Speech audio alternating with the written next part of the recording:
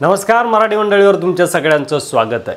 गेली अनेक वर्ष रोहितने कर्जत जामखेड मतदारसंघाची सेवा केली आहे आणि आता तो महाराष्ट्राची सेवा करेल हे वाक्य आहे महाराष्ट्राच्या राजकारणातील भीष्म पितामह, देशाच्या राजकारणातील चाणक्य आणि राष्ट्रवादीच्या कार्यकर्त्यांचे आधारवड, देशाचे माजी संरक्षण मंत्री आणि कृषी मंत्री व महाराष्ट्राचे 4 वेळा मुख्यमंत्री राहिलेले राष्ट्रवादी शरदचंद्र पवार पक्षाचे सर्वेसर्वा अर्थात शरदचंद्र पवार साहेब यांचं।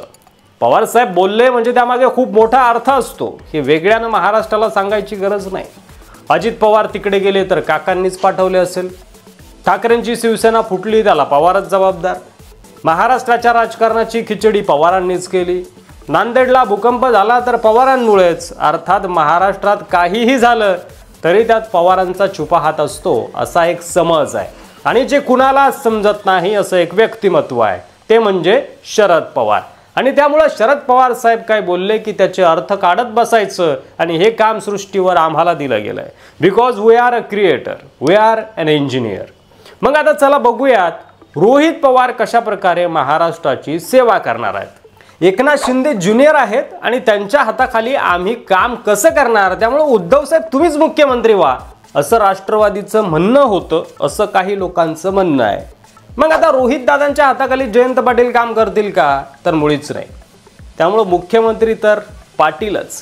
जयंत पाटील हे मुख्यमंत्री पदाचे पक्के दावेदार आहेत। मुख्यमंत्री पद जयंत पाटील यांच्याकडे गेल्यास जलसंपदा खातं, अर्थ आणि सार्वजनिक बांधकाम खातं देखील जयंत पाटील स्वतःकडे ठेवू शकतात। राजेश टोपे यांच्याकडे आपल्याला पुन्हा एकदा आरोग्य आणि कुटुंब कल्याण मंत्री या खात्याचा कार्यभार दिसू शकतो।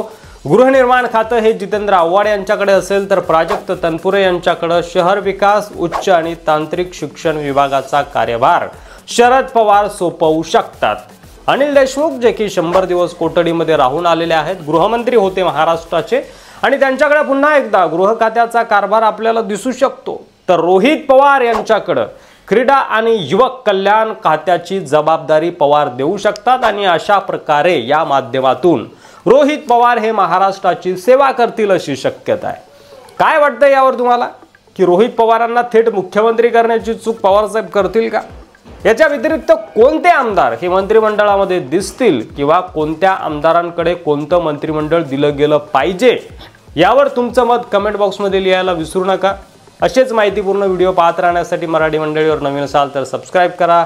पुढचा व्हिडिओ तुम्हाला कोणत्या विषयावर हवा आहे ते देखील आम्हाला कमेंट करून नक्की सांगा। तुमच्या सगळ्या प्रतिक्रिया आम्ही वाचत असतो। पुन्हा भेटू पुढच्या व्हिडिओमध्ये, तोपर्यंत रजा घेतो। धन्यवाद। जय महाराष्ट्र।